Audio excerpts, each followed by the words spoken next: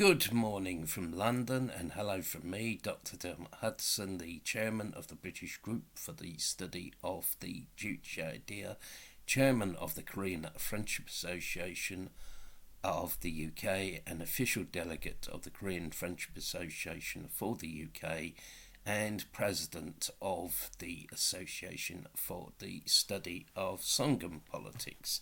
I just thought I would make a quick video today before popping off to the Palestine demo in London. Today I'm going to talk about something that the mainstream media does not talk about, namely the Kwangju Massacre in South Korea. Yes, it's actually the anniversary of the both the Kwangju Uprising and the Kwangju Massacre in South Korea. But reading the mainstream media, you wouldn't know that. The human rights liberals with their skinny lattes and their goat's cheese sandwiches go on and on about human rights violations in the DPRK and defectors. The mainstream media and human rights liberals like to portray South Korea as some kind of liberal human rights paradise with money growing on the trees. However, the reality is totally different. 41 years ago, the South Korean puppet fascists drowned the city of Kwangju in the southeastern part of South Korea in blood. The South Korean puppet fascist army killed 5,000 people and injured 14,000 people. Here, the residents had organised protests against the military fascist dictatorship of Chon Do-han that had declared martial law. These protests quickly turned into an uprising against the military dictatorship and were forcibly put down by the South Korean military, backed by the US imperialists. It was a truly barbaric massacre, an act of genocide by the South Korean military fascists against the South Korean population. It was a fascist despotic act aimed at suppressing the Democrats, progressives and patriotic people of South Korea. Standing behind the South Korean puppets and manipulating them were the US imperialists. At the time, the US held peacetime operational command over the South Korean army. It could not move without their say-so.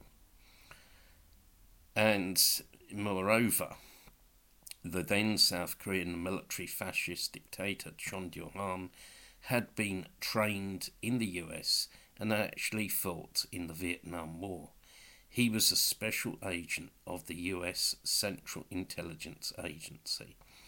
A special meeting was held at the White House on the 22nd of May 1980, attended by Edmund Muskie, Warren Christopher and Zbigniew Brzezinski and Donald Grieg amongst them.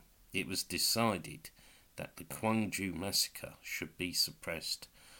On the 22nd of May 1980, the US commander in South Korea, General Wickham, gave the green light for the South Korean armed forces to suppress the Kwangju Massacre, suppress the Kwangju uprising by force. US President Jimmy Carter said that security concerns must override human rights.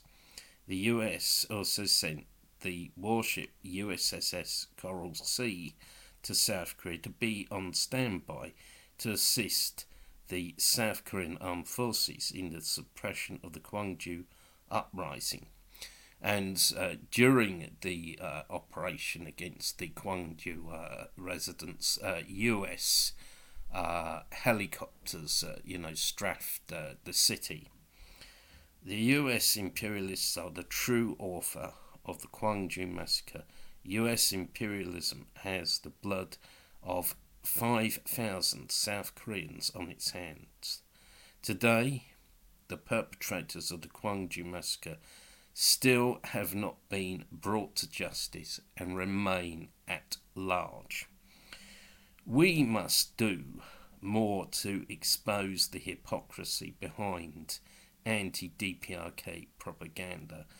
It would be good if anti-DPRK organisations like Link were chased off university campuses and trade unions disaffiliated from Amnesty International.